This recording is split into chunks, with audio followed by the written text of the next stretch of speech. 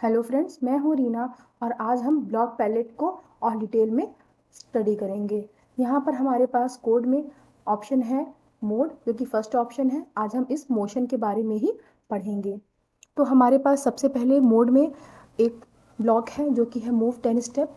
मतलब कि हमारे पास जो भी स्प्राइट अवेलेबल है उस स्प्राइट को हमें 10 स्टेप अगर हमें मूव कराना है तो हम इसके लिए मूव 10 स्टेप्स करेंगे। हम इस पर क्लिक करके देखते हैं।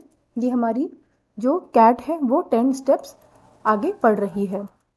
अगर हम इसको नेगेटिव कर देंगे तो ये पीछे की तरफ जाएगी।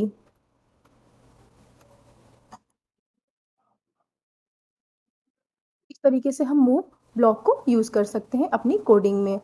हमारे पास अगला ऑप्शन आता है टर्न राइट 15 डिग्री। तो हमारे पास इस 15 को हम लोग चेंज भी कर सकते हैं अपनी नीड्स के अकॉर्डिंग। तो यहाँ पर अगर हम जब इस पर क्लिक करते हैं तो हमारी जो कैट है या फिर हमारा जो भी स्प्राइट हमने सेलेक्ट करके रखा है वो हमारा टर्न करेगा लेफ़्ट टू राइट।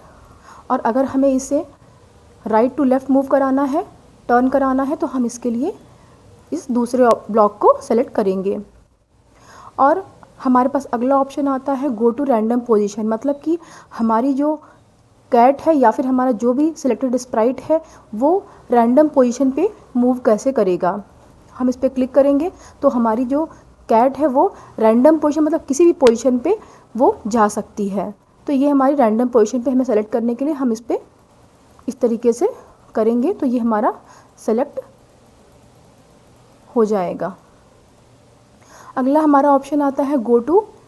हमारे पास x and y coordinates available होते हैं जो कि हमारी स्प्राइट की करंट पोजीशन को बताता है और इसको हम लोग चेंज भी कर सकते हैं और उसके अकॉर्डिंग हमारा स्प्राइट वहाँ पर सेट हो जाएगा।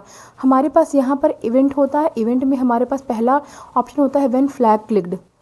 तो हमें हर कोड को रन कराने के लिए हमें इस व्हेन फ्लैग क्लिक्ड के अंदर ही हमें उस कोड को रखना होता है। तो तभी हमारा वो प्रोग्राम कंप्लीटली रन कर पाता है। तो हम यहाँ पर इसको अगर यहाँ पर रख देंगे और हम इस फ्लैग को क्लिक करेंगे तो हमारा उसके अकॉर्डिंग हमारा स्प्राइट मूव करेगा। और अब हम जाते हैं अगले ऑप्शन पर जो कि हमारा है glide 1 second to random position. तो हमें ग्लाइड करना है मतलब कि हमें इसको इसको 1 सेकेंड में इसको अगले कॉर्नर पे हमें पहुंचाना है अपने स्प्राइट को। तो इसके लिए यहाँ पर ये लेता है 1 सेकेंड लेता है रैंडम पोजीशन पे जाने के लिए। अगर हम इस पर क्लिक करेंगे तो रैंडम पोजीशन पे ये ग्लाइड करेगा। किसी भी पोजीशन पे किसी भी जगह पे ये ग्लाइड कर सकता है ईजिली और इसको 1 सेकेंड लगेगा ग्लाइड करने के लिए। अगला ऑप्शन हमारा होता है glide 1 second to X and Y coordinate. तो हमारे पास अगर हम किसी एक्स वाई कोऑर्डिनेट तक अगर हम कहते हैं कि हमें वहाँ तक पहुँचाना है, ग्लाइड कराना है हमें अपने स्प्राइट को, तो हम इस पर क्लिक करेंगे तो हमारा स्प्राइट जो है वो उस पोजीशन तक जाएगा। मैंने अगर इसको सेट कर लिया है 240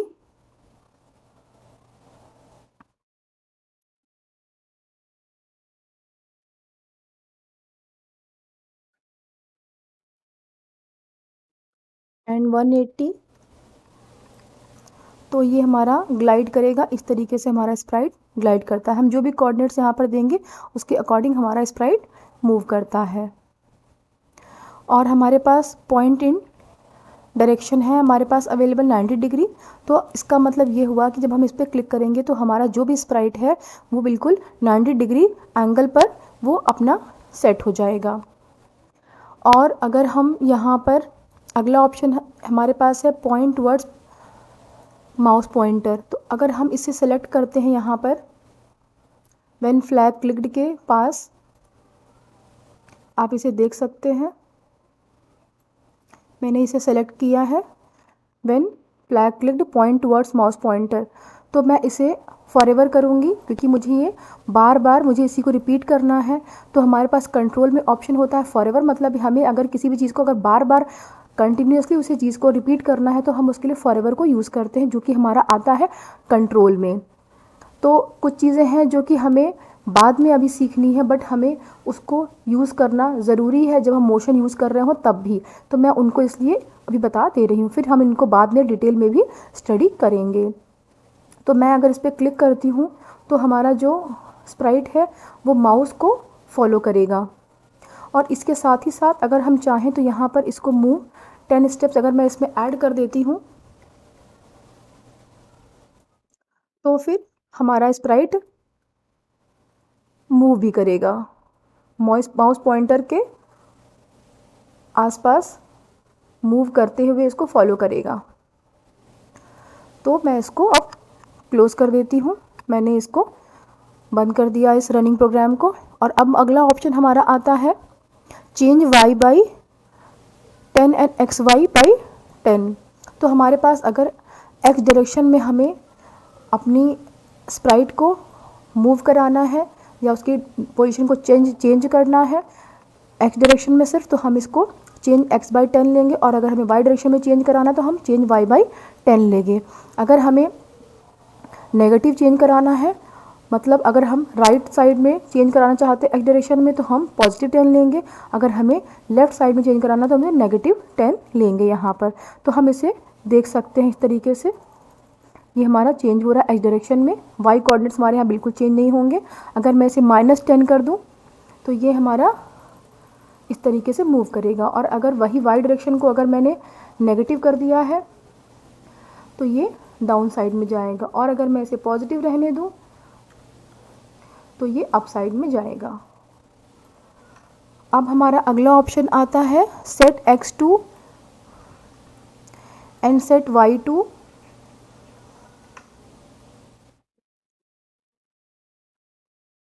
हम इन जो कोड्स को हमने यूज़ कर लिया है हम उसको वापस से यहाँ पर रिटर्न कर सकते हैं ताकि हमारी स्क्रीन थोड़ी क्लियर लगे।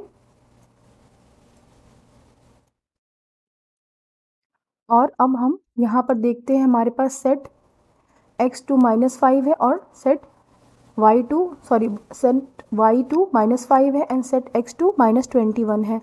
तो हमें y और x को जो हमें सेट करना है कि हमारा जो x पोजीशन सेट रहे वो चेंज ना हो और जो y पोजीशन है वो चेंज ना हो, तो हम यहाँ पर अपने अकॉर्डिंग इसको यहाँ पर सेट कर सकते हैं और हमारा स्प्राइट वहाँ पर सेट हो जाएगा। अगर हमने y सेट कर दिया है तो हमारा सिर्फ वो मूव x में करेगा, x डायरेक्शन में करेगा, y में नहीं करेगा। और हमने अगर x को सेट कर दिया है तो वो सिर्फ y डायरेक्शन में मूव करेगा, x डायरेक्शन में मूव नहीं करेगा। और यहाँ पर हमारा अगला ऑप्शन आता है इफ़ ऑन एज बाउंस। तो अगर हम अपने स्प्राइट को, मैं इसे हटा देती हूँ, अगर हमारा स्प्राइट जो है अगर एज पे आता है तो वो बाउंस करेगा, मतलब वो रिटर्न हो जाएगा। तो इसके लिए भी मैं यहाँ पर फॉरएवर को लूँगी और मैं इसे क्लिक करूँगी और यहाँ पर मैं इसको मूव 10 स्टेप्स दे देती हूँ। तो आप देख सकते हैं कि ये हमारा स्प्राइट मूव कर रहा है ऑल ओवर द स्टेज और जब ये एज पे जाता है तो ये रिटर्न हो जाता है। इस तरीके से हमारा प्रोग्राम रन कर रहा है। और हमारा अगला ऑप्शन आता है यहाँ पर set rotation style left right. हमारे पास यहाँ पर पॉइंट टुवर्ड्स माउस पॉइंटर था, तो हम यहाँ पर जब इसको करते हैं तो हमारा जो स्प्राइट है वो इसके अकॉर्डिंग मूव करता है।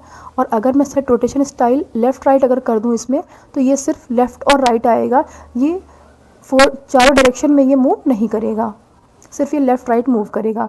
तो set rotation style left right का मतलब यही होता है कि वो सिर्फ लेफ़्ट राइट में ही मूव करेगा। और अगला ऑप्शन हमारा आता है X position, Y position and direction, जो कि हमें यहाँ पर जब हम ऑपरेटर्स को यूज़ करते हैं तो हम इनको यूज़ करते हैं। अगर हमें एक्स पोजीशन को बार बार वेरी कराना है तो हम एक्स पोजीशन और वाई पोजीशन और डायरेक्शन को हम लोग वहाँ पर एज अ वेरिएबल यूज़ कर पाते हैं। ये हम इसको यूज़ करना सीखेंगे वेरिएबल्स एंड ऑपरेटर्स में।